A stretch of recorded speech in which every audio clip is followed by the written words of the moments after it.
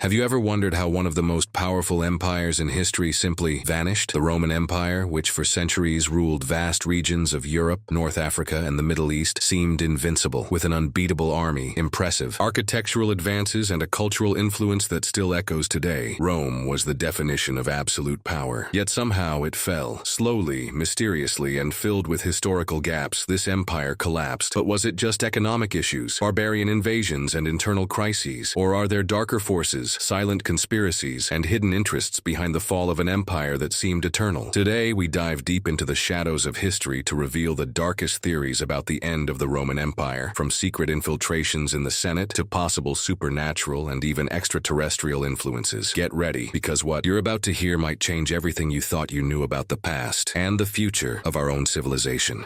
The Roman Empire officially began in 27 BC, when Octavian, later known as Augustus, took power and started a new era of expansion and glory. Over centuries, Rome became the center of the known world, influencing politics, architecture, law, and even religion. With advanced engineering, disciplined legions, and efficient administration, nothing seemed capable of shaking its supremacy. But by the 5th century, signs of decline began to appear. In 410 AD, the Visigoths invaded and sacked Rome, an event unthinkable until then. Just decades later, in 476 AD, the last emperor of the Western Roman Empire, Romulus Augustulus, was deposed by Odoacer, a barbarian general. Officially, the empire had fallen. Yet historians and theorists alike still ask, how did such an immense power, with centuries of dominance, simply collapse? Was it just a sequence of political, economic, and military errors? Or does the fall of Rome hide something greater, something deliberate, concealed in the shadows of history that we are only beginning to understand?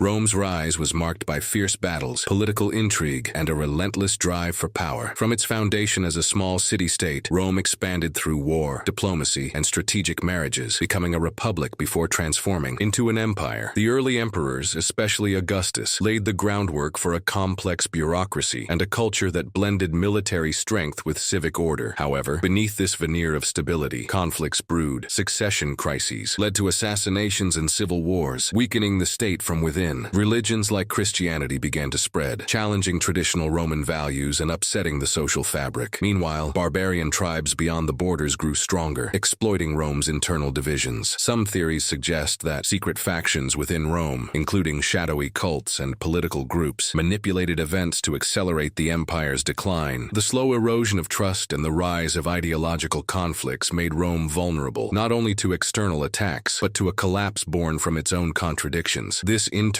turmoil, intertwined with external pressures, set the stage for an empire on the brink of ruin. At the heart of the conspiratorial theories surrounding Rome's collapse lies a chilling idea. What if the fall wasn't an accident of history, but a meticulously orchestrated dismantling? Some believe that secret societies, hidden cults, or even powerful elites within the Roman Senate deliberately sabotage the empire from the inside. One such theory points to the gradual decay of Roman values, suggesting it was no coincidence but the result of ideological infiltration, a kind of cultural warfare meant to weaken the population's loyalty and sense of identity. Others argue that economic policies were manipulated to drain the empire's wealth, funneling resources into the hands of a small elite, while leaving the majority in poverty, creating the perfect climate for revolt and collapse. Even more extreme are the claims involving supernatural forces, demonic entities, or extraterrestrial beings, influencing Rome's leaders through visions, dreams, or dark rituals. These theories challenge the conventional narrative and force us to consider, could the greatest empire in history have been brought down not just by swords and politics, but by shadows that still remain hidden in the cracks of our past?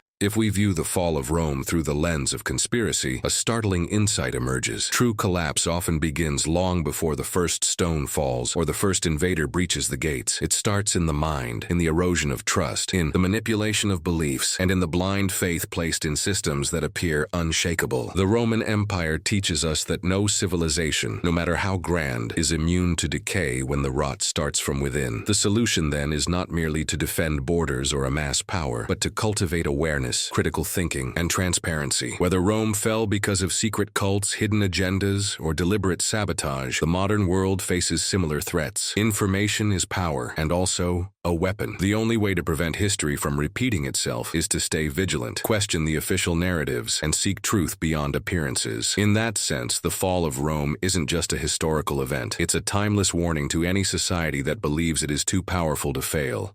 The fall of Rome forces us to confront uncomfortable questions about power, corruption, and the fragility of civilizations. If the theories are true, that internal betrayal, manipulation, and possibly even supernatural influence played roles, then we must ask, how much control do empires truly have over their fate? Is collapse a natural consequence of expansion and decadence, or is it often provoked by invisible hands that profit from destruction? When we look at modern societies, we see similar patterns: rising inequality, political polarization, cultural decay, and blind faith in systems that show signs of deep dysfunction. Are we witnessing the early stages of another great fall? Some argue that our own institutions, from governments to corporations, are not so different from Rome's Senate in its final days: bloated, disconnected, and perhaps already compromised. These reflections don't just echo through history books, they resonate in the headlines of today. The true danger may not be invasion or rebellion, but the silent erosion of values and the willingness of the masses to accept illusion over truth. The story of Rome is not just a chapter in ancient history. It's a living mirror reflecting the rise and fall of every powerful civilization. Whether destroyed by swords, secrets, or shadows, the empire's collapse serves as a stark reminder. No system, no matter how vast or advanced, is immune to downfall when truth is ignored and corruption is allowed to spread unchecked. The real moral isn't about Rome itself, but about the repeating pattern, the illusion of permanence, the complacency of the elite, and the blindness of the people. If Rome fell because it failed to see the storm coming from within, what storms might be brewing in our own societies today? This isn't just a historical reflection. It's a call to wake up, to question, to resist the comfortable lies told by those in power. Because in the end, empires don't fall in a single moment. They rot slowly while the world watches, distracted. And if we don't learn from Rome, we may end up repeating its final act. After the fall of the Western Roman Empire in 476 AD, the world entered what many call the Dark Ages, a time of fragmentation, chaos, and the loss of centralized knowledge. But did Rome truly vanish, or did it simply change form, operating from the shadows through new structures and secret powers? Some theorists believe the empire never truly died, that its influence persisted through the Catholic Church, secret orders, or elite bloodlines that carried Roman ideals and control into the future. Others suggest that the symbols of Rome, the eagle, the Senate, even the architecture, were intentionally preserved by new empires to mask a deeper continuity of power. In this view, Rome's fall was not an end, but a transformation, a rebirth into something even more elusive and enduring. And if that's true, perhaps the empire still lives among us, not in marble and legions, but in invisible networks, ideologies, and silent rulers. The collapse we thought we understood may, in the end, be the greatest deception of all, and the Roman shadow might still stretch over our modern world.